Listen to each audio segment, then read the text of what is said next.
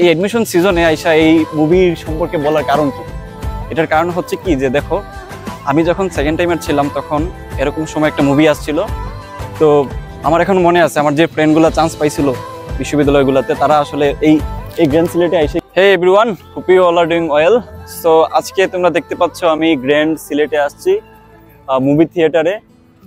কি দেখতে আসছে হয়তোবা তোমরা গেস করতে পারতেছো যে আমাদের সাকিব খানের বরবাদ মুভিটা দেখতে আসছি।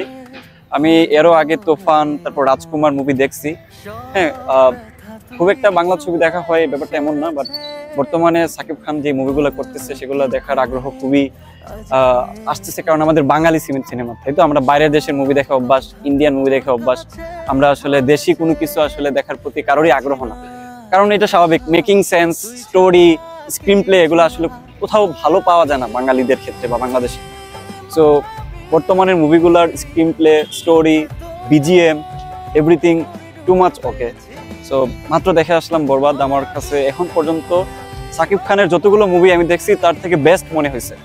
সো আমি তোমাদের যারাই আসলে এই মুহূর্তে চাচ্ছিলা দেখার জন্য যে আসলে টাকা উসুল হবে কিনা, তাদেরকে আমি বলবো এই সিনেমা দেখার পরে তোমার টাকা নিয়ে চিন্তা হবে না যে ভাই আমার টাকাটা জ্বলে গেছে।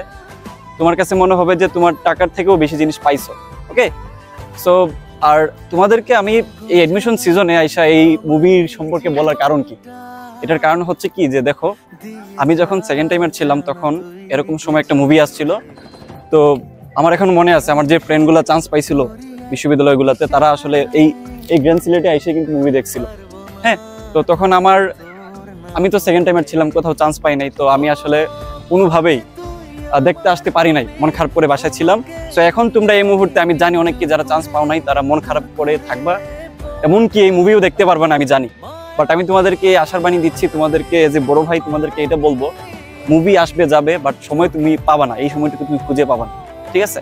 পরবর্তীতে তুমি এটা অনলাইনে অ্যাভেলেবল পাবা, অনলাইনে দেখে নিও। বাট এই সময়টুকুতে আমার মনে হয় যে বাসায় পড়াশোনা করাটাই উচিত। আর যারা চান্স পাইছে তারা তো দেখবেই, মানে বাঙালি মুভি আমাদের এই প্রথমে বড় একটা স্কেলে মুভি তৈরি করা হয়েছে, এটা তো দেখবাই। বাট যারা চান্স পাও নাই তাদেরকে বলবো যে এরকম মুভি আসবে যাবে, অনেক পাবা।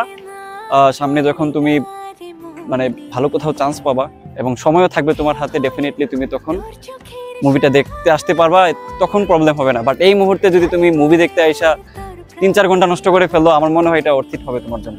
সবার জন্য শুভকামনা থাকলো। টাটা।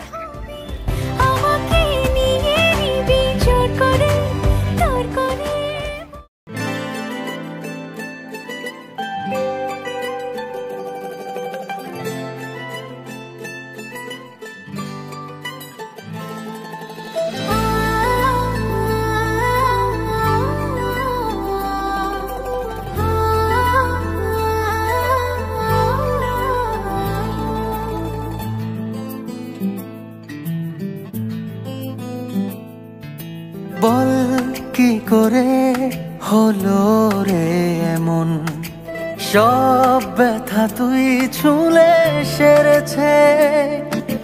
বল কি করে আজকে মন সব কথা তোর কাছে বলেছে। চাইছি না, চাইবো না তুই ছাড়া কিছু আর, মায়া